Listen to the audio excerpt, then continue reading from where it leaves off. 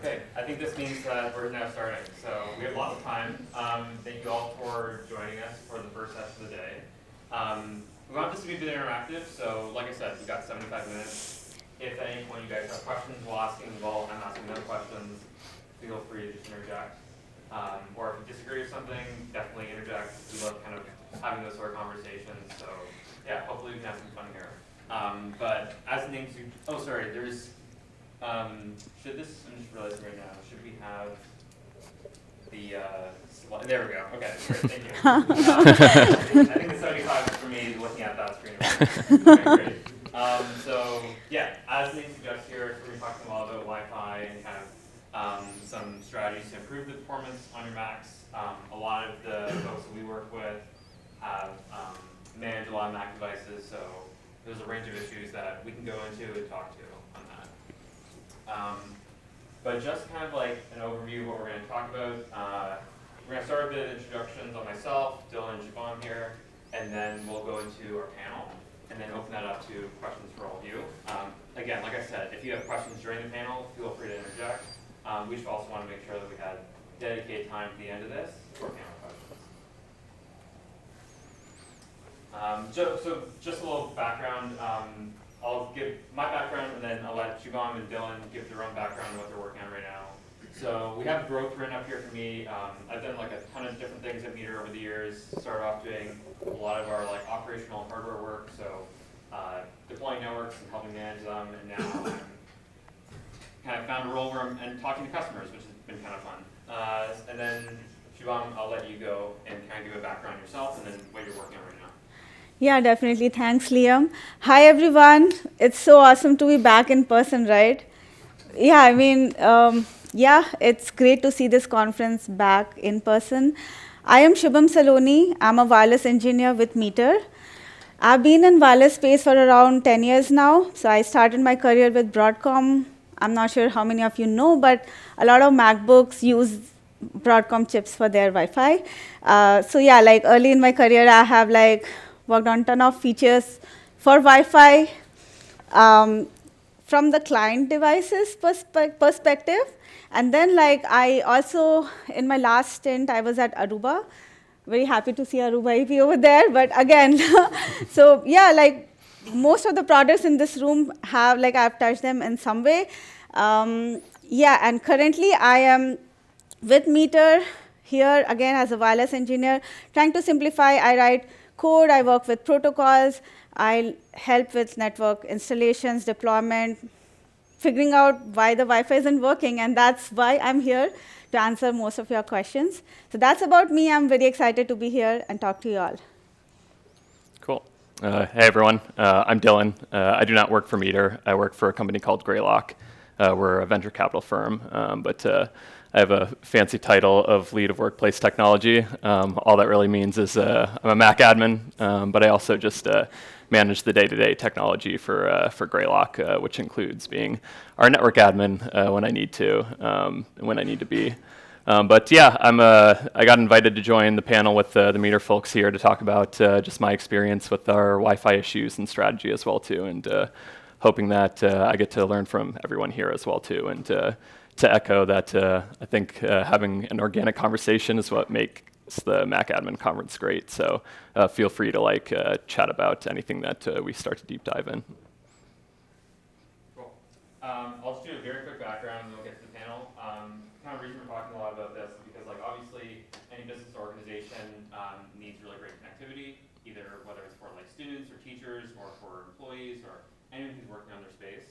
Of course, downtime is really costly, but the kind of thing that we've been seeing in the last few years is that there's been this labor shortage where IT teams are both shrinking, so the kind of like ratio of employee to IT person has gone up, and they now have to do a lot more with less. And while that's all happening, it's harder to retain people and go and find people to hire, and staffing is a big issue. So kind of that's like a big issue that we're seeing IT teams being tasked with. And then of course, like in any space, again, devices are just exploding. So whether it's a warehouse, whether it's a classroom, everyone's bringing their own devices, and there's IoT devices, and it's kind of a lot to manage. So kind of just some trends that we're seeing. And then briefly again, if you are to go get all this yourself, the kind of like three main buckets you can think of it under, right? So like one is, okay, well, what do we have to go and like procure? So that is both the hardware, that is like your ISP, that is like the person who's going to manage it. They have to go figure out, okay, well, how are we going to deploy this? You have to go design the networks, configure all the hardware, get someone to go actually like cable things up and mount them to the ceiling, like we have with this AP here. And then you have to go and manage it. So who's going to be handling the support? What are the hours for that? Are you getting tickets at like random odd times because there's some student that has an issue at like 11 p.m. at night, or there's someone that came in at 7 a.m. and has some problem. And then of course, like all this costs a lot of money, a lot of upfront costs on buying the hardware, doing the installation, all this kind of work. But yeah, that's kind of like high-level overview. I know, Dylan, you went through this earlier this year. I'm not kind of, you can maybe spend a couple minutes on just like how you were thinking about this for Greylock, maybe back 4 or 5 months ago. Yeah, great question. I know if I were sitting on the other side, I'd probably look at this slide and go like, why are we talking all about these things among Wi-Fi strategies, right? To what Liam was saying, we just recently opened up a new office, so this is very like fresh in my mind about things that we recently went through.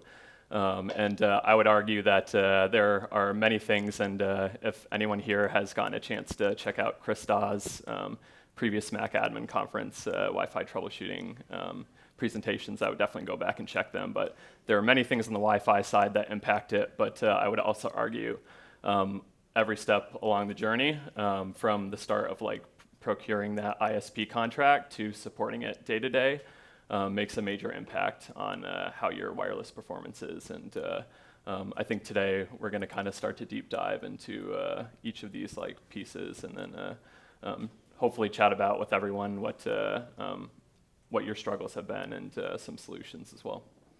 Cool. Well, let's get into it.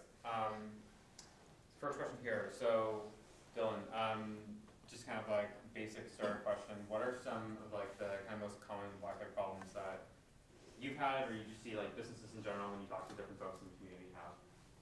Yeah, that's a great question. I would obviously also, after I get done, be interested to hear from like everyone here too, if we miss anything that might be big. But we're a venture capital firm, and really all that means is that we're in the business of people and the business of supporting people, building great companies. So a lot of things that use a lot of bandwidth, video conferencing, for example, is extremely important for our day-to-day. So if there's any type of like degradation in that, that's extremely important for our workspace. So some common issues that we've seen, a lot of our employees like to walk around the office from video conference to video conference. And over the last few years, we, like everyone else, have had issues with roaming. So I think today we'll chat a little bit about roaming, and some solutions on how to resolve some roaming issues. And I'm also going to lean on our meter friends, because I like to tell everyone I'm very much a generalist and not a network expert, so hopefully get some good solutions from our meter friends. But aside from roaming, speaking about, again, that journey to actually like set up your Wi-Fi and maintain it, there are things such as like placements during build-outs. We got help this current build-out with the meter team to come in and like assess our new space. We are from San Francisco. If anyone knows about buildings in San Francisco, some of them are very old and very narrow, so they create very dense Wi-Fi environments. So it's really strategic to have someone come in and assess that, so that way we can make sure that our wireless network is optimized for the space that we have as well too. If I remember correctly, Chris said during one of his presentations that Wi-Fi does, and this isn't verbatim, so excuse me, Chris, but it does follow the laws of physics, right? So getting someone in to professionally set up your Wi-Fi from day one is extremely important in terms of placement. I don't know, I'll bounce the question back to the meter team as well too. You obviously have like a customer base and have a lot of good data points for Wi-Fi issues, so what are some of the other common ones that you see? Yeah, I mean, I can kind of give like a overview if you want, if there's like details you want to go into in any of those roads, but we kind of operate like in a few different environments. So one being warehousing, one being offices, and another being schools. And it's kind of like unique cases in each of those. Dylan was talking about some of the ones in offices, but in say like a warehouse, for instance, instance, they have like metal racking that can be like 40 feet high, and that is like terrible for any signal. Or you have people going from one side of the warehouse to the other, and it's like they're moving like 400 feet. And so like roaming is a huge challenge with that in this kind of like metal environment. And we're seeing like classrooms, there's just crazy density. So it would be like a room like this, where like, you know, every seat's full. I mean, this Aruba AP is probably feeling a little bit right now with like everyone's laptops open. But, you know, hopefully you guys aren't on like TikTok or watching YouTube videos, but that's definitely not true for like 12-year-olds, 14-year-olds, even like our 20-year-olds in universities. So they're hogging up a lot of bandwidth. They'll be, I was just talking to someone yesterday who, in their computer science lab, they'll have like a kid doing their assignment and then have a laptop open watching a soccer game, right? So like and then they'll also have like their phone where they're texting someone. So it's like all these devices being used simultaneously, where it's like there are roaming issues when you're kind of moving between different classrooms in the school, but like the biggest one is just like capacity in different rooms, are some of the issues you see there. But yeah. Yeah, and also adding to Liam's point, and in like today's morning session, there was this statement made that do not like download large files, because again, like Wi-Fi is a shared medium. So again, like it's not what you do, but what your neighbors or what anybody else is doing can affect you.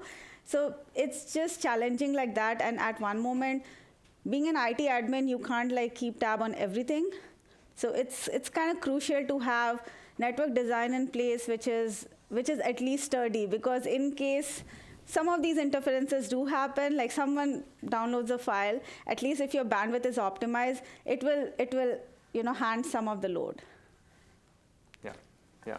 Is there actually, Siobhan, some points you can speak to on like the neighboring devices? Because I think this is actually an issue that we see a lot, and it's one of these like really tricky ones where people are kind of like scratching their head thinking like, why is the Wi-Fi medium in my space suck? And it's like not even because of their design, but it's because of their neighbors. So if there's anything that you can speak to on like, that problem and like kind of how you generally think about that. So I would just like to know from the room, like how many of you know about the terminology interference? Like, can I see a show of hands?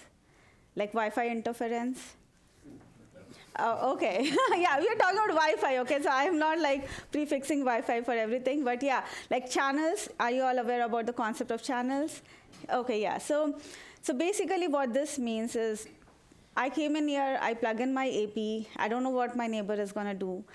And I scanned today. Today, channel 36 looks great, not too many other BSS are around there. So BSS is basically another terminology for another like Wi-Fi network.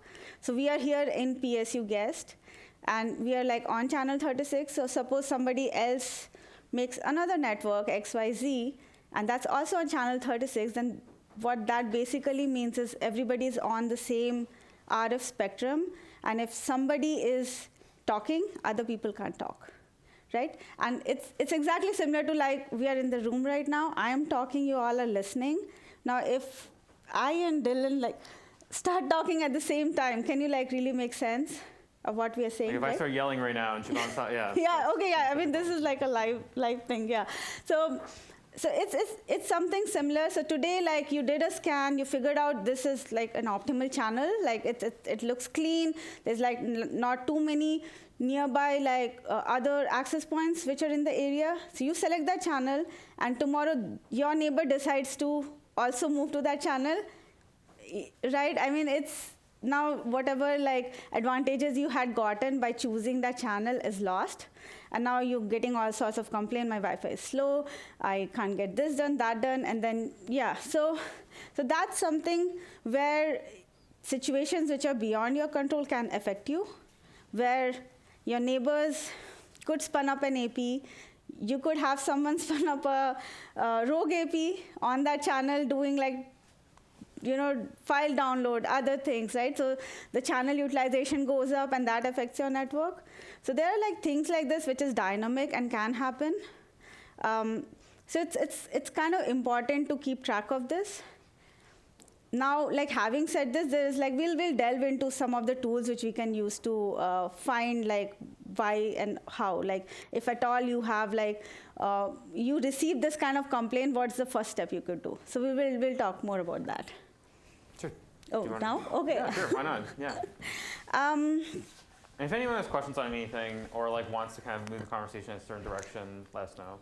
I know we chatted about a few Wi-Fi problems, but does anyone have any that we might have missed that may be big Wi-Fi problems, just to start the conversation before we kind of move on? Any that might be pressing? While we're up here, our brains are always in the fritz, so please. Well, I had a situation several years ago. We put in a Wi-Fi network, Mhm. and we have a whole Cisco network, and an engineer that I know who helps me with this stuff. And I was finding difficulty with the Macs, and this is going back, 4 years or whatever. I can't actually remember when we put it in, but like iOS devices didn't seem to have as much problem as the Macs. And initially we had a lot of Cisco technologies enabled on the network. Things that were supposed to address, fast AP switching in devices, and I don't even remember what they all were. But we were having terrible problems with the Macs, and I did a little investigation from Apple's side of things about discussing, like, all these technologies seem to be implemented on iOS devices, but not on Macs. So we wound up, all these things which were supposed to be beneficial according to Cisco, we had to turn them all off in order to get them to work better with the Macs. So at some point, if you guys could talk about common solutions from the networks to address types of, you've already mentioned roaming issues, which will be interesting to me with 11 access points through our office and people going from conference room to desk and stuff like that. So that will be very helpful to me, and any other technologies which, a vendor may have implemented in their system, which doesn't play nicely with the Mac, but maybe seems to be okay with iOS because, well, that's got all the glitz that everybody pays attention to over the past 5 years. So, that's just blanket statement.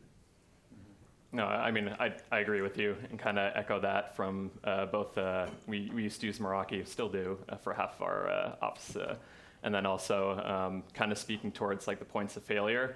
You're talking about 2 points of failure there, right? Apple and the MacBooks not being up to snuff with being able to use those features that Cisco provides, and then needing to understand that entire like Cisco like feature suite and understand how it works and how you can optimize it. And again, that looks different across multiple devices. And I'm a generalist. I'm not a network expert. I know enough about a lot of things to get myself into trouble and lean really hard on my resources. But that takes a lot of time, right? It takes a lot of time out of like your time to try to like lean on Cisco to figure out like what's going on their end, and lean on Apple what's going on their end. So I'll chat a little bit later about our current strategy and kind of where we're heading towards in terms of like managing our network. So that is a good point that you brought up. Yeah, to your point, it's a very valid question, and I just want to bring this perspective for everybody. Like whenever you're dealing with wireless network, there's always 2 sides of story, because there is an access point and there is a client device. So just as an example, like tomorrow, it's like Wi-Fi 6 is here, Wi-Fi 7 is here, you upgrade your access point, but if your client devices are still 11 AC, you don't get the advantage, right? So again, so to your point, right, you saw this inconsistencies between 2 Apple devices itself. And I could imagine, like, if you are in an IT company, you have to manage like a whole lot of different spectrum of client devices, and all of these client devices will have different capabilities and different vendors and how they have decided to implement things differently, right? So there is a lot of dynamic considerations in this scenario. Again, like, so all the features which the AP provide, it's not necessary that all the client devices will be able to use them, but the basics should be in place. And when I mean by basics, I would say a good Wi-Fi network design. So if your network design, especially with roaming, if you have like, so we have an access point here, right? So this one is emitting some signals and it has a coverage. There is an access point maybe in the next room somewhere there that itself has some coverage, right? Now, if the way we have like designed it, if there is like, if they're like too disjoint, then we will end up in a problem of dead spots.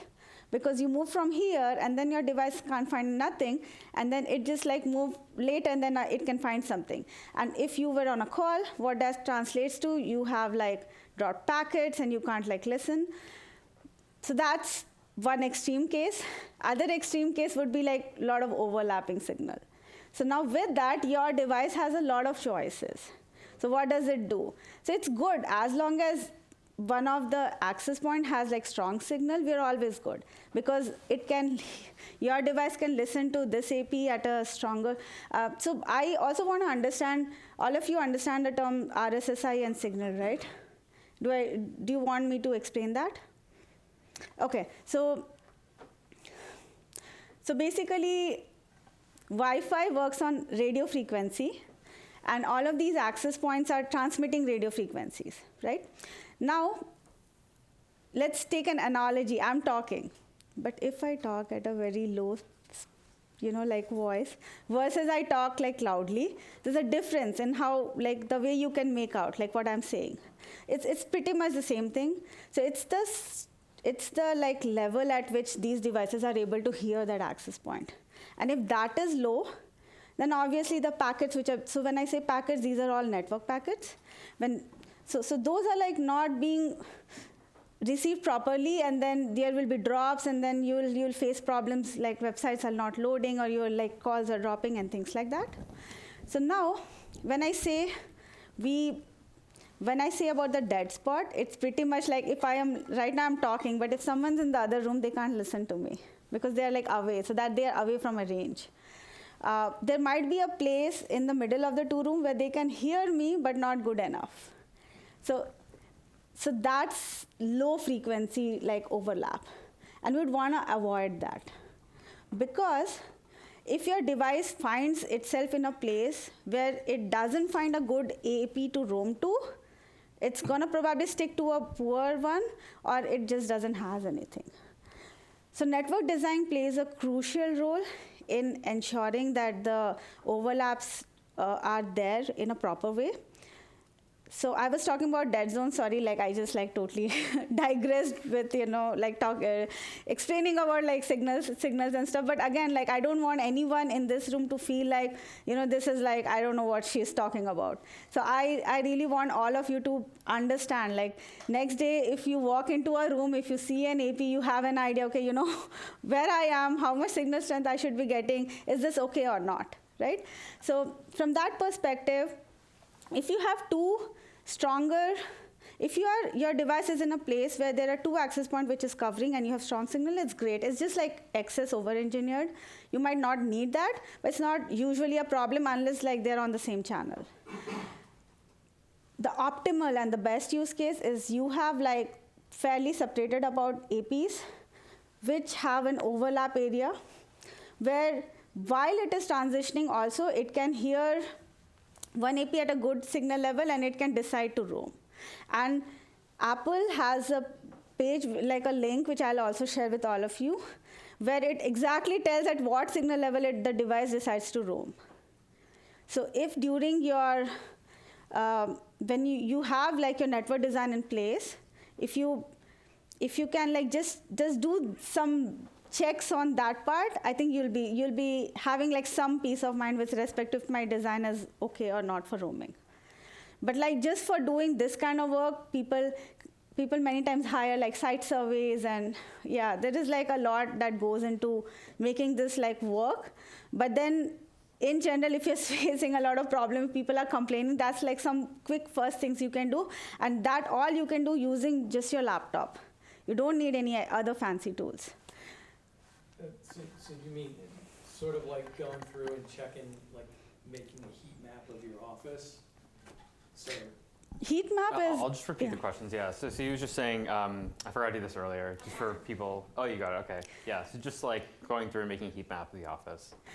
Yeah, so heat map is a loaded term in terms of you have to do a lot and figure out like how well the office is covered. It's pretty much the same. There are like some really cheap tools also which you can do to make your own heat maps. You can also you can pay a lot and get a very good one done. But then again, like, yeah, this is pretty much heat map, but then you can figure this thing out using a lot of things which your laptop also has. Oh, okay.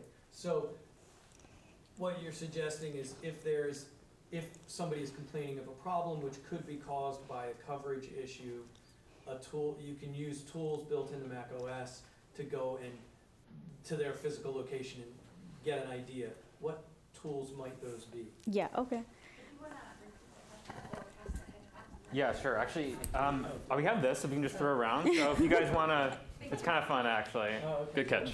So I'll Yeah. say that again. So if somebody's complaining of issues with Wi-Fi that might be signal strength related, one of the first steps, you want to go to that location and use tools on Mac OS to check that, and those tools would be... Okay.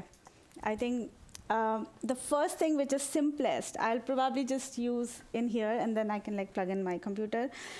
So you all can do in your laptops as well right now.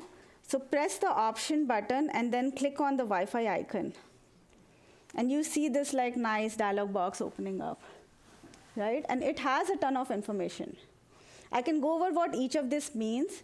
And in case like someone complains, then what you can make out of from the information in this dialog box. Okay? So basically, first thing, like the address here is your device's MAC address. This will be sometimes useful because if you're like debugging with a vendor, giving this information helps them. Apart from that, also like, yeah, I mean, this is just like good to know that this is the MAC address of the device. So this first thing is basically your name of your network, right? And here, sometimes you might see people, you know, like if it's a different network where they're supposed to be, that's one clue right away, right? I mean, you don't have to be a rocket scientist to figure that out. Okay. How many of us have dealt with preferred network list issues at work where somebody connects to the guest network and you try to do everything in your power to get them over to corporate? Have you met students? Yeah. Listen, all ages of the spectrum. All ages of the spectrum. Yeah, and like, you know, someone's like walks in with their personal hotspot is on, they don't know about it when like the network was open. That time this device did not find a good one. It just connected and like stayed connected. Sometimes, you know, those things can happen. So this is like a very quick intro into, you know, like important information about Wi-Fi which you can like find in the tip of your fingers, okay? So that's the first thing. Second thing is IP. This is important because sometimes if you see a 169.IP, that just means that you're having IP address issues. So perhaps your DHCP server is not working fine. So for folks, I'll just give like a brief intro on DHCP. So that like works in your network and provides IP address to each and every device which automatically joins. And in case your device doesn't have a valid IP which has to match to your subnet, then that itself is a problem. So it's not your MAC, it's not the AP, it's somewhere else lying in your network. And having this information helps you to get to the root cause sooner. Because you'll have one kid complain and you're like, oh, I don't know, like what's going on, where were you? You know, because when you approach any problem from Wi-Fi angle, you try to find information, okay, where were you with respect to an access point and things like that. But sometimes it could not be Wi-Fi, it could be wired. But the end result is the same, you can't get internet on your laptop. So this is important to know that your IP address of the device falls into your subnet. Router, again, yeah, this should have something valid. Security none kind of threw me off in the morning, I'll just be frank. But then usually it's always a good idea to have security. Again, like if there is security, and if for some reason folks are not able to join in, it could be their like certificate issue if that's 1X enabled, or it could be if it's WPA2 or WPA3, they have not like adding the right password, things like that. But this just like gives you insight into, and this can also be a great insight into if they are trying to connect to a rogue access point, right? Now this BSS ID is the MAC address of the AP, okay? So what this means, usually the first 3 octets here are the OUI, which is linked to every organization, right? So now, if I look this up online, mostly I'll find Aruba because this is an Aruba access point. So this is also a good way to figure out if there are like rogues, because I mean, if you wanna, like, nobody can like just randomly. I mean, you have to be more sophisticated to have that kind of a rogue where you're also matching the OUI. But like anybody randomly coming in and spinning up a rogue access point. Just today morning, I was having a conversation where someone mentioned that they had to deal with this issue where someone like just like spun up an access point using their laptop. And like folks are kind of connecting, and there was like all sorts of problems. So this is also one way using like OUI, you can figure out, okay, you know, like security and OUI, you can figure out if that's like not a proper one. Channel, I will also talk more about channels in a bit, but channel here there are a few things to look at. One is a number, then you see this thing which says 5 gigahertz. So just like take my word on it, 5 gigahertz is better than 2.4 gigahertz. If you want to know why, please talk to me offline, because 44 minutes is not sufficient to explain like all of that. And I don't want to hog like, yeah, I love to talk about Wi-Fi, so I also want to let Dylan and Liam speak a bit. So yeah, so 5 gigahertz is better, and now we're getting 6 gigahertz also. There's like also a parallel session on 6 gigahertz that I would definitely check out their replay later. But then 5 is better than 2.4 gig, and 6 is coming. It's new, but a lot of like Wi-Fi vendors, both clients and the access points are moving towards 6. What this means is we have like access to more spectrum. More spectrum means more clear channels where you don't have to like share with your neighbors, similar to moving into a bigger house, right? Where you now don't have to maybe share room with your sibling and you have your own room. So yeah, it's always good to have more spectrum. So this is 5 gigahertz, which is good. It is 40 megahertz, which is also good. Again, like I'll delve more into 40 versus 20. Where this kind of stands out is having 40 is better bandwidth, but it can cause interference. Because what 40 means is basically you have two nearby channels clubbed together. And if there is someone else in that 20 megahertz, then you have interference. Because you have to wait if they are talking. You don't have like both the channels free for you to speak. If I would like to give an analogy on that is, if we had a bigger room, like let's pull down this wall, we have like bigger room, bigger space, more people can be in, we can transfer more data to more devices. But at the same time, if in that room there are other people who are also talking something else, that's kind of cause interference, and I'll have to wait if they are talking, all of that. So 40 is good, but not always, is what I would want you to take away from this. Country code. I was going to ask just one question on this. So I know that we're going to AWDL in like a subsequent slide, but do you want to just like, since we're talking about channels, do you want to just touch on AWDL briefly right now, or do you want to go into it later? Yeah, I think we will like not even go to other slides in my presentation.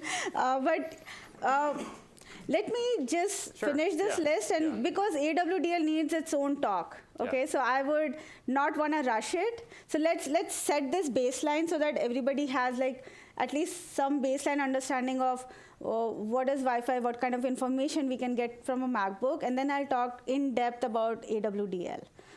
And I think just to tie this all together, right? Like we're talking about problems right now. And again, going back to my piece on like all these problems touch at different points, right? So it's not just your wireless network, it's not just your AP, it's not just your networking equipment. Sometimes it's the endpoint, sometimes it's the end users. So all these variables come into play, and I'll let you go ahead and segue into.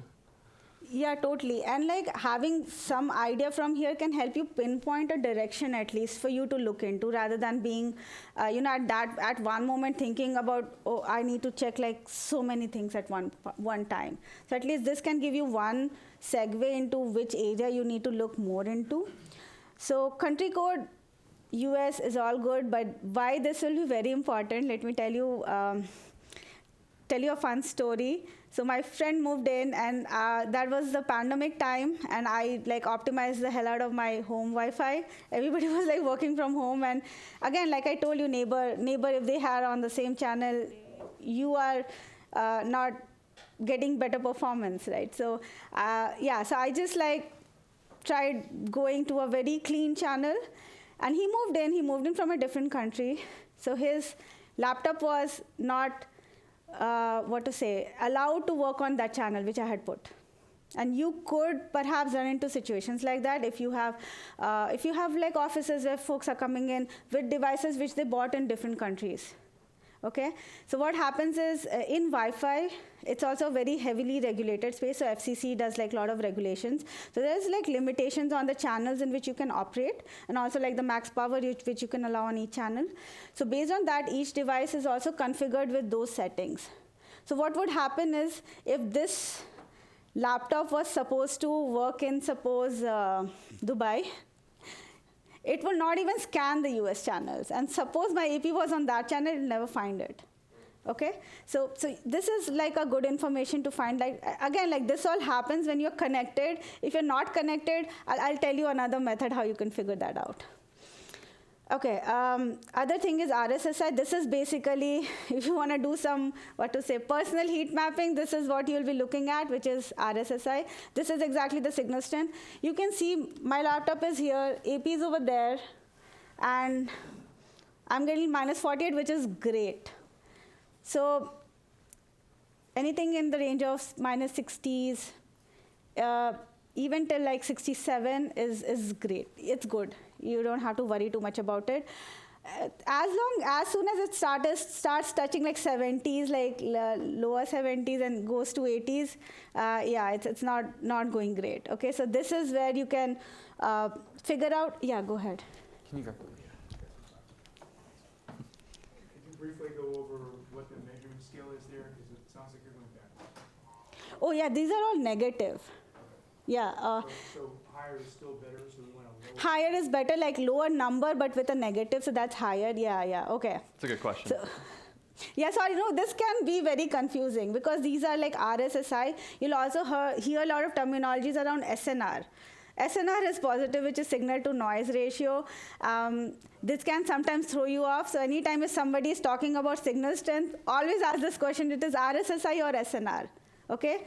RSSI is, and both higher is better, but just because the RSSI runs in negative, so -49 is more than -75, right? So yeah, so it's around those lines. Noise is not something which you can control, but just good to know. Basically, using RSSI and noise, you can figure out SNR. It's just like a simple addition, yeah, simple formula. TX rate, bigger numbers the better. This is like the rate which your device is right now capable of getting. Phi mode. So here you can see it says AC, which means that this access point is an AC access point. However, this MacBook could be an AX MacBook. So when I say AC, AX, these are all like very heavy Wi-Fi terminologies. So let me like explain that in a simpler manner. So basically, Wi-Fi 5 is 802.11 AC, which was preliminarily brought to improve speeds. Wi-Fi 6, which is also 11AX, the main reason for bringing that version of Wi-Fi was to address the density problem. And it also improves on speed plus also the density. Density as in like the newer version of Wi-Fi has some features which can improve if like exactly this classroom scenario, right? There's so many people in here and it's the same spectrum. Everybody wants to use it. So there are like certain things which AX standard has implemented which can help with like capacity density. So AX is for that. You will also hear, so that is Wi-Fi 6. You'll also hear a lot about Wi-Fi 6E, which is Wi-Fi 6 extended, and that is extended with a new spectrum altogether. So I was talking about 2.4 gigahertz, 5 gigahertz, so another new band, which a lot of new channels is coming in, which is 6 gigahertz, but both access point and your device has to be capable to support that. So basically using Phi mode, you can figure out that part of information. So tomorrow, one student walks in, he's like, I'm not getting good Wi-Fi. You open this and they're on N, they're on A. You're like, okay, you have to upgrade your device. With that device, you expect this. I mean, it cannot happen, right? So this can give you that kind of insights. MCS index is also something which ties back to your TX rate, but it is more involved than that. Okay, so basically, MCS index is also something which tells like what's the TX rate which you are gonna get. Like TX rate is basically data rate at which this device is capable of sending. So higher the better, lower, like this is Mbps, right? Basically megabits per second. So how much megabits per second this device can transmit. So a higher number is always good here as well. But a lower number here can mean certain things. So suppose somebody complains, you open this dialog box, you see RSSI is good. They're getting good signal, but the MCS index is low. That could mean that there could be interference because of either Wi-Fi or non-Wi-Fi things. And also maybe just because, they're, like Liam was mentioning, they're like metal racks and they're like behind the metal rack. So they're getting good signal strength. But what they're not able to make out a lot of it, so that is why the rates are not that great. So it's something similar to I'm talking, you can listen to me, but if I start to talk like very, very fast and, it's something like that. And maybe you're not attuned to listening to me at that fast rate. It's not the level at which you're listening me, but it's also what you can like figure out from what I'm talking. So this is good. MCS index can tell you if it is better, it's always good. Lower MCS index can be an indicative of there could be some things in the spectrum. But usually 5 is okay. You should still get like decent performance. You shouldn't. I've also seen like lower numbers till 3 you're fine. So many times it's a mix of lot of things. But like if you pull this information out, you can like at least get like one level overview of a lot of different things which could be happening. Last, NSS, which is basically number of spatial streams. What this means is the number of antennas in your device. When we talk about access point and client devices like MacBook or phones, they're all transmitting radio frequency waves, and that needs antennas. So these are like all inbuilt inside your Wi-Fi chipset in this. But understand like more antenna the better. It's like you can listen more. You close your one ear versus you listen from both your ears, right? So yeah, so this NSS2 just means that it is able to use both the antennas. Many times we might like, so Wi-Fi is very adjusting to the environment. If there are like problems, and it can figure out that by going one antenna, it is doing better. It can go like that. So basically your number of antennas stays same, but how you use can differ and change, and it's all these decisions are being taken by your device. You don't have to like change and all. But by seeing this, you can understand like what's going on. Again, when I talk about NSS, you will have your client devices. Like your phones will come with one antenna. They're like small devices. They also need to save power. Antennas usually take like a lot of power, so handheld devices will have less antenna. So their rates can also be lower. They cannot like reach like a very high rate. So these are like different considerations. So someone comes with the phone is like, oh, my speed test gave me this, and this person's speed test gave like more. Yeah, I mean the two devices' capabilities are different, and that can make a difference. Okay, so this is it. I will now step away. No, Let other people talk. You're hear more from Shivam in a second, but I'll ask her a question. But Shivam just gave like a really detailed, long explanation on all this. Does anyone have any thoughts, anything to add, any questions on any of this? Oh, here. Can you throw the? You can do the honors if you want. I can also toss it.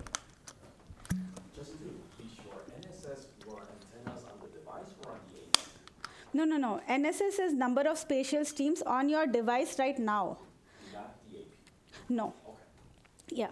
So on APs, the more antenna, the better again. But antennas take power. Antennas are costly. So not all APs will have too many, but if your AP has one antenna, your device has two antenna, all it can do is like one NSS.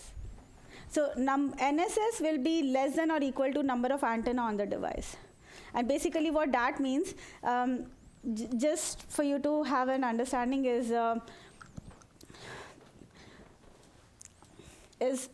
I'm transmitting with one antenna at one moment, you get like something, but at two antenna at the same time, I can transmit more. And like, so it's just that like more NSS is better, but NSS will always be less than. So basically if you bought, you know that this is 2 NSS, but you are seeing one, that's okay, that can happen. That doesn't mean that your one antenna has become faulty. Okay? Am I clear on this? Because I don't want to throw you off if you ever see that and you think, oh no, I have a hardware bug. So that doesn't, it's all like mostly software.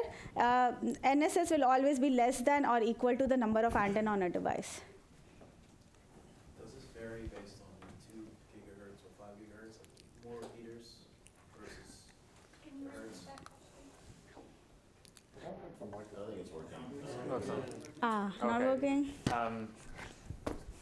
I'm So- happy to send. Sure, yeah. So the question was whether it varies based on the Yeah, band you need that's more on. repeaters versus like the 5 gigahertz, you need more repeaters, whereas 2 gigahertz, does it go farther, you need less repeaters? Yeah, Based so, on the antenna? yeah, so the question was like, do you need more or less repeaters depending on the band? So 5 gigahertz versus 2.4, maybe 2.4 signal travels further, so you need fewer of them. What's the question? Okay. So firstly, I would want you to detach. There are two concepts which you are bringing in. One is the band, which is 2.4 and 5, and also the concept of antennas. Okay? So they are not together, they are different. So antenna basically, if I was to speak, I'm speaking with this. This is amplifying, right? Antenna does something similar. If I remove this, the farther my voice can go also depends on whether I have this or not. So antennas does something similar with like RF signal. It can like amplify it. So to your question, repeater and antenna are related. But when you bring in band, so there's another concept. Like I told you, 2.4 and 5 is like is a very detailed discussion. But to give you all like a shorter perspective, 2.4 gigahertz signal can transmit farther than 5 gigahertz. And there's physics to it, okay?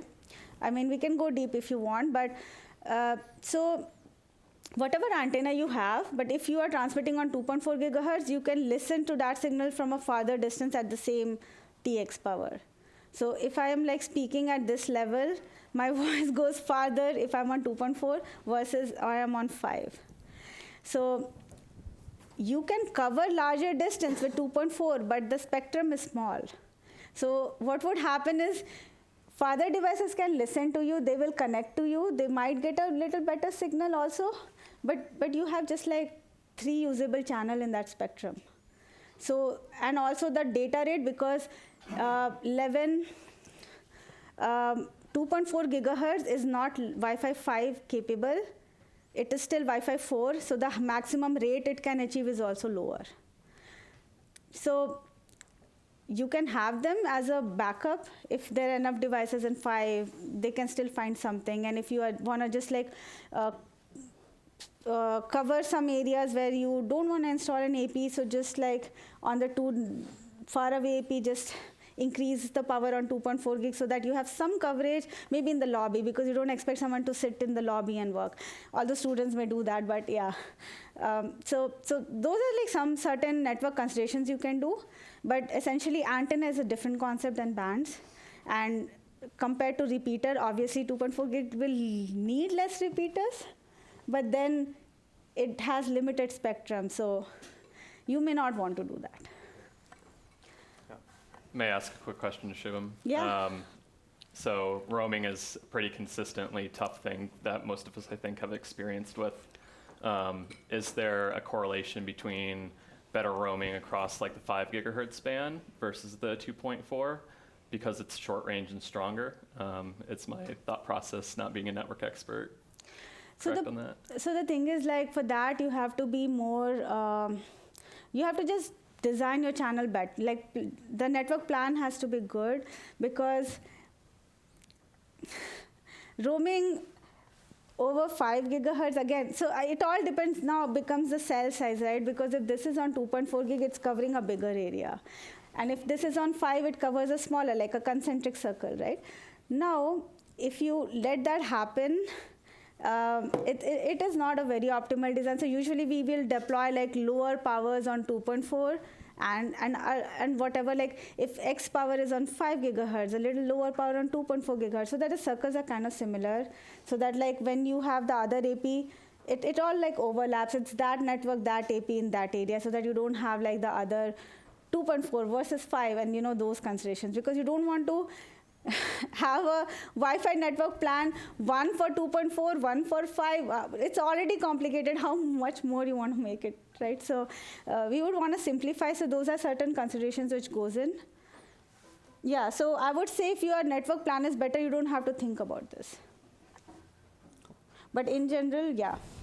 Yeah, go ahead. I'd like to riff off of the roaming question, because my impression is that Apple devices hang on to Wi-Fi networks way too darn long.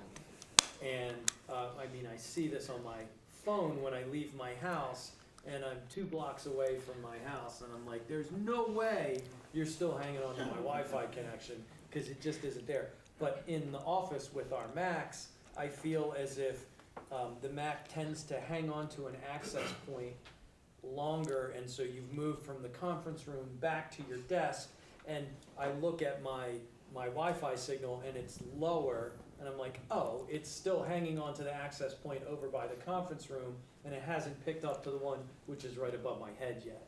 Do you have strategies to deal with that perceived experience, which may or may not be accurate? I'll just repeat the question because this isn't working. So the question was just around Macs being notoriously sticky clients, and like how we can, any strategies we have to help improve that kind of sticky client issue with Macs. I would like to actually show, so this is, I came across by Google search itself, so, but I'll share this link, might be useful, where this one exactly talks about how Apple devices roam. Let me find that link, just give me a moment. Yeah, okay. Yeah, sure, also. Yeah.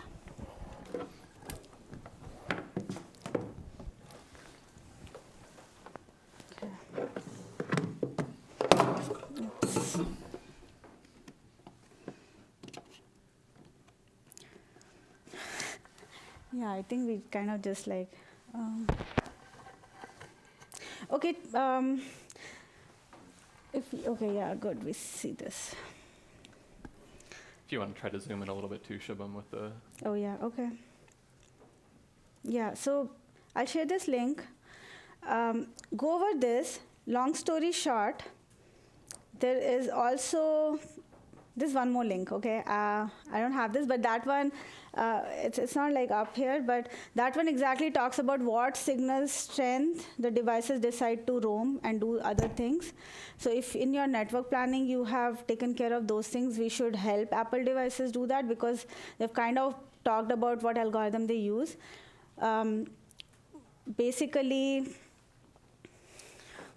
there are like certain other things which an access point can also do, enabling like different things. So long story short, because I also want to be mindful of time, is to help with this problem, there are certain things which your device can do, there are certain things which your access point can do, okay? Things which your access point can do is basically if it finds that the device is like, is away for a certain, like above, they're beyond a certain signal level, then it can just de-auth, so that the device can then find a better access point. Those are the things which an access point can do. Other things which an Apple device can do. So now when, you can hear a lot about KRV, these all are just different Wi-Fi like features which can help a device make a good roaming decision. But I think the most important point is that it can, where was that? Okay. There's another link, I'll send that to you all. But that one exactly talks about at what signal strength the device decides to roam, and I remember it being around -75. Yeah. So, so that's that basically. So that is why you might see this sticky problem. Sometimes, like to make things better for yourself, you can just like reset that. It might work, and it's just like 2 seconds of work. You don't have to like work too much on that. Yeah. I vaguely recall the Cisco Fastlane 802.11.r, which we might have disabled at the time we put in our Wi-Fi network because of some of this issue. So maybe it's time for me to reevaluate our Cisco features in light of the fact that, you know, we've got at least, you know, 3 to 4 years newer hardware on all of our devices, because we have a 3-year refresh, so. Or you can like come check us out. Yeah, just a reminder Sorry. too, like the Yeah. Meter has a booth and Shubham's going to be around. So any like Yeah. deep networking questions, like please ask them, because that's what I do all the time as well too.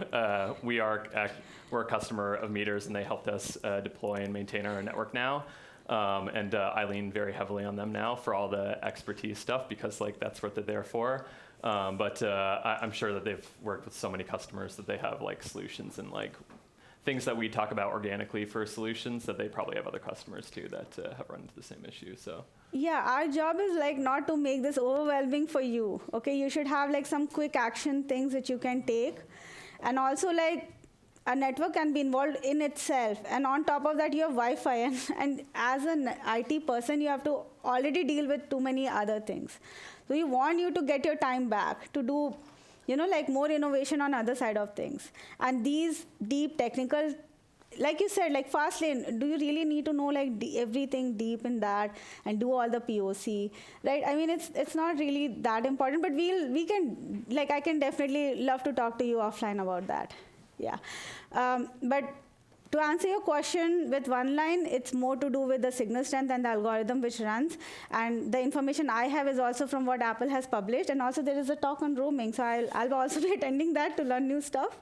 Yeah, and after that, if there are like more insights, I'm very happy to chat. Okay, anything else? Mm-hmm.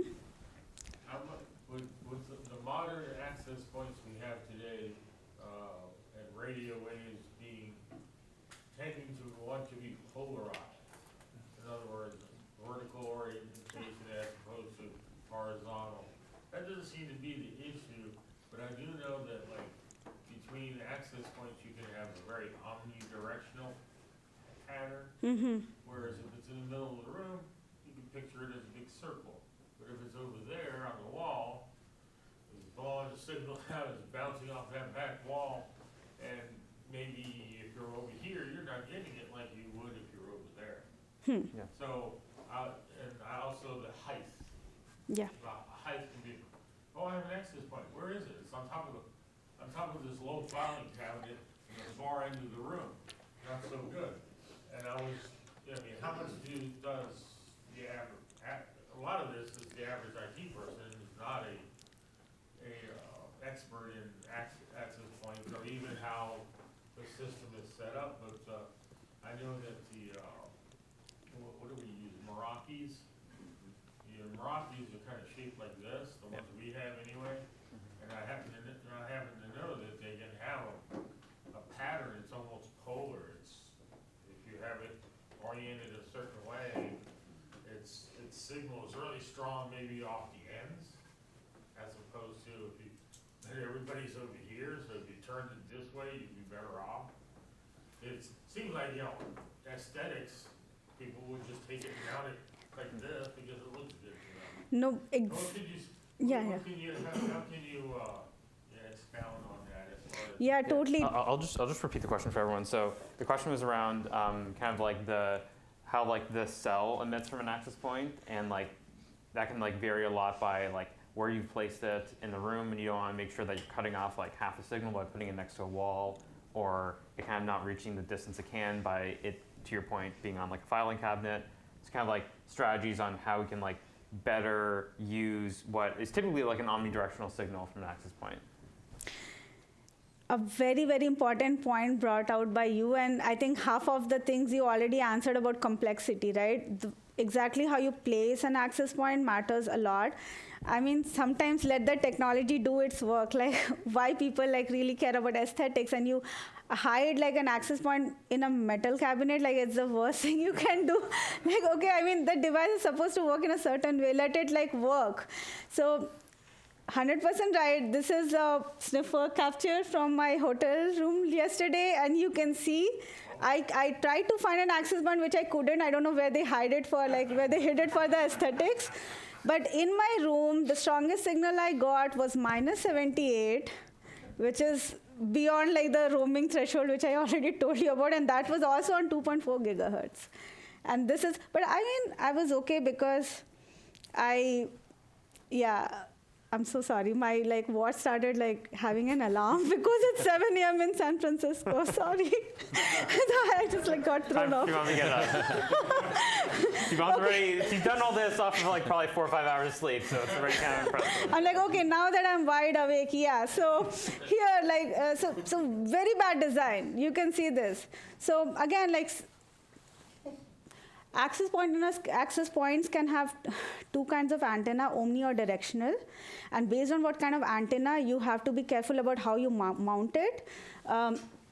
These omni are very good for the like ceilings. And that is where like when you have to have like, whenever you're like setting up a network, like a Wi-Fi network, knowing and being intentional about how this network is going to look like is really key in ensuring that the experience is good. Okay, so you do all this and your access point itself, but it's good that by doing this all, if you figured out that is the bad mounted access point, then you change that and it's all good, that's also good. Right? But that also plays a big role. And absolutely right, you're 100% right. Now the point about directional antenna will like steer the beam in like one direction. So sometimes you might see on the wall, but if they have directional, that's fine because they're like facing in this one direction. So it's not like one rule that it should always be on the ceiling. It should never be. Some people kind of like below, but again, if it's like this and it covers, it's okay. So yeah, things like that. Okay. So I think if we had slides for cues, but this has been way more organic conversation. Yeah, this is way better, honestly. This is actually, this is helpful. Yeah. One thing that I was going to share and talk about, and we just talked about like all these issues, and we recently just built out a new office in San Francisco. So all of these questions, such as like AP placement and everything that we've talked about came up. So we really sat down and like talked, okay, so what is our network build out going to be like in the new office space? So at first, we were using Meraki equipment. We went down the path of, okay, like let's start to look at ISP providers. Let's start to like look at new equipment because our old office equipment was like 4 or 5 years old and like getting to the point where we really needed to upgrade the equipment. Then we started talking about like this office layout, which is like really unique. And again, like if you're in an office building, there's a ton of environmental things to deal with around that as well too. And then aesthetic, we're also in a very unique space at the top of the building where we can't actually place things in certain places because they're historic. So we also dealt with that as well too. And then we realized like, why are we doing this? We knew that Meter had been starting up over the last couple of years and really got connected with them through the community. And we kind of took like the cost and the time of everything that it would have taken for us to like build out that network, like deal with the ISPs. I mean, raise your hand if you like dealing with internet service providers here. I hope no one raises their hand because it's miserable. The entire experience is miserable. But not only that, but procuring like the hardware, which like we looked into our Meraki rep to see how much hardware was and the time, and it was like 6 months past our deadline to build out the office. So we finally said, you know what, let's do what we do with our email hosting, which we use Google, so we're relying on Google to host our email. Let's do what we do with our AV. We use Zoom, so we're relying on Zoom to do that. So we partnered with Meter, so that way we didn't have to spend that entire time and save money with even just like the hardware, like the Meraki hardware that we scoped out was more expensive. And I'll let you all talk about this after the conference, but like their hardware they build themselves and like can basically sell it to you at like their package at like a much lower cost because they do all that themselves. So we took the time and like passed that off to the professional, because again, like I'm a generalist, we're a small team, we're a very proactive team, we hate fighting fires, we hate just being there for break fix.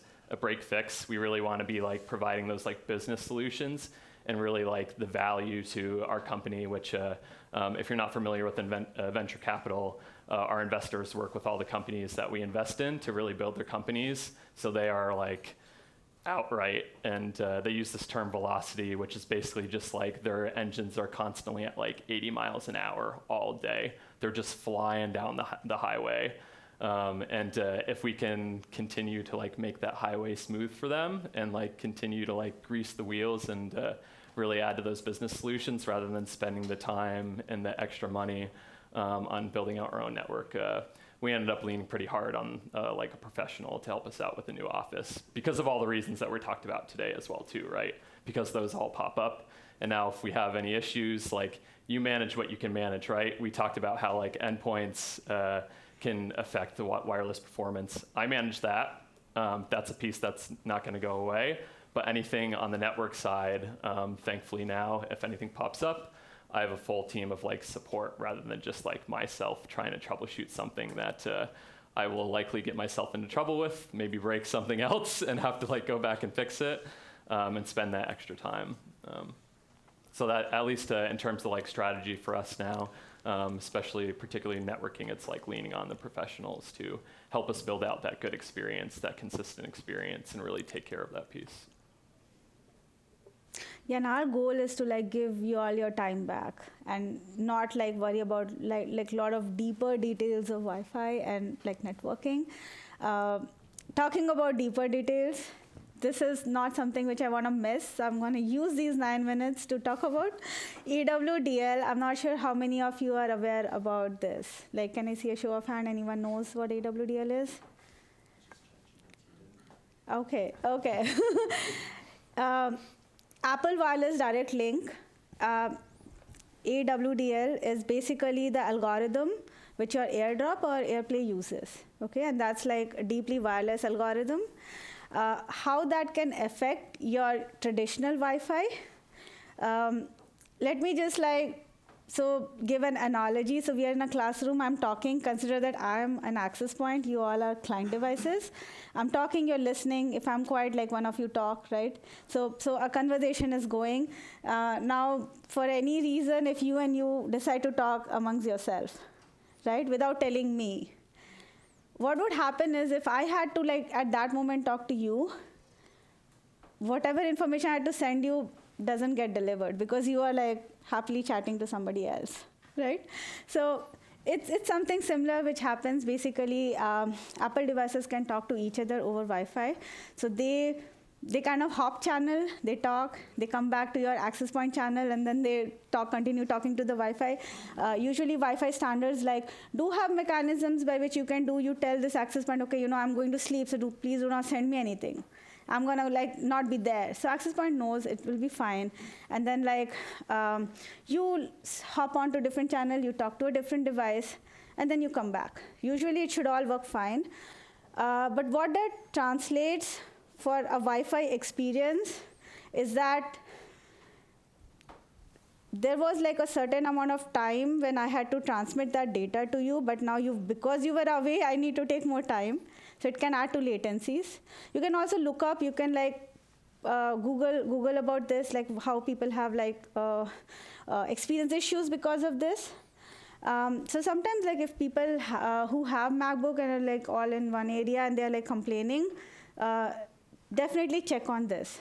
If they have AirDrop enabled, another quick thing to check would be checking on your if config.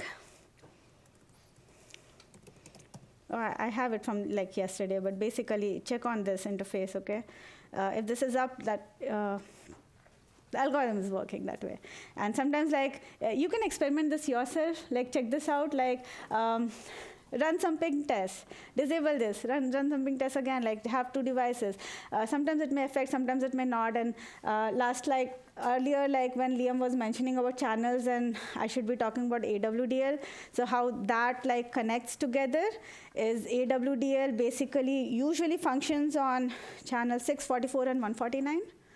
So if your AP is also on that channel, then basically the devices are like not hopping out. So if you are in this room, you're not like, 2 of you are not like going out of the room. So that way, like at least it's a little better.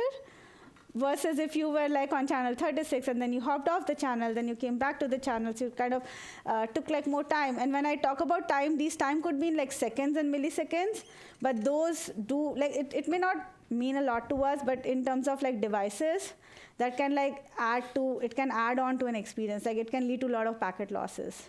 And if that was something critical, again, like retries would happen and you'll get slower rates and all of that.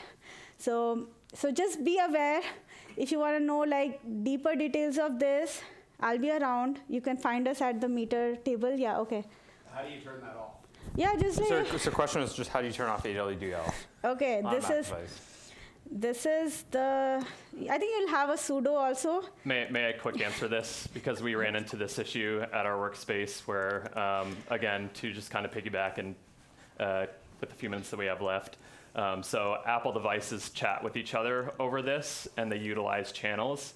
And what was happening, at least in our environment and a lot of other IT environments, network environments, was that because of a macOS software update, they kept basically hopping the channels and disconnecting from like your corporate SSID or guest SSID.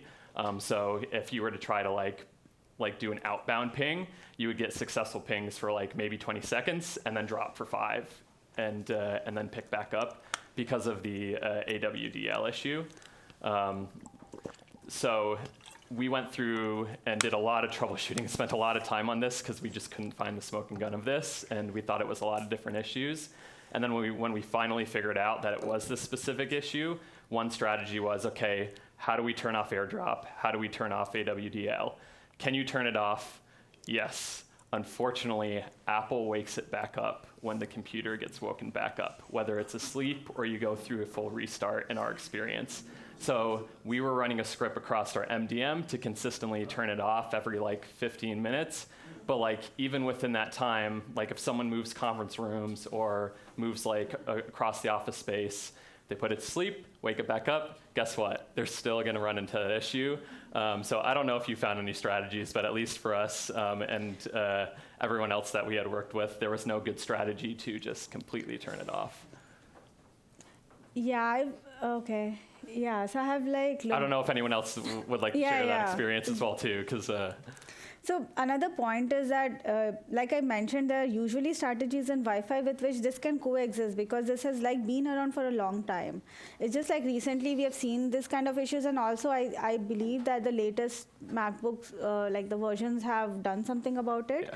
But then just for you all to be aware that this exists, and if you're like facing a problem, also check on this, right? If this is there, it doesn't mean it's necessarily a problem. But if there is a problem, please rule this out. Okay, so having said this, to your question, like better strategy, I was like, yeah, okay.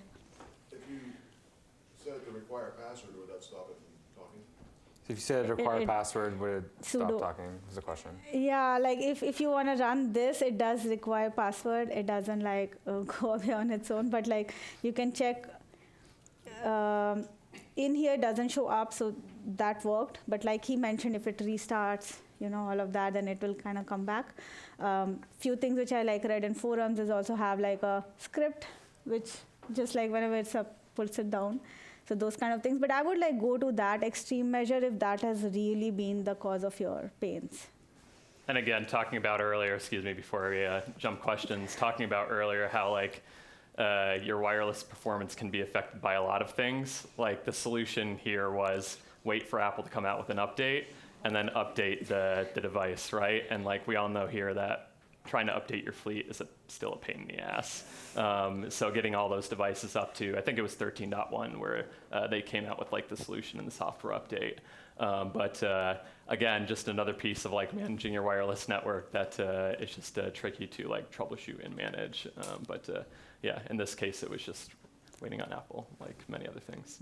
Yeah, and like one of our most read blogs is also about like exactly this problem. So you can also like, when you Google, it's gonna show up. That's a script, and you had a question. I don't wanna, yeah. Oh, yeah, okay. Yeah. 19 seconds, if you can. My question was, couldn't you go to the network side and block the channels that feature goes to the user of the specific channel? Yeah, that's a very good point, and that's certain things which we have also incorporated in our channel planning and design. Like if we are deploying an AP in an office area where we know there are going to be a lot of MacBooks, we have been trying to be mindful about AWDL channels. Yeah, so, and we've seen like some advantages, and now the music is coming in and interference. I the music would come on and the guests have to leave the stage, but that's us right now. Myself, Shubham, Dylan are still here. Christina in the back in the black is on our team as well. We also have a booth downstairs. We're around to talk. If you have any other questions or, yeah, thank you all for coming. Thank you, everyone.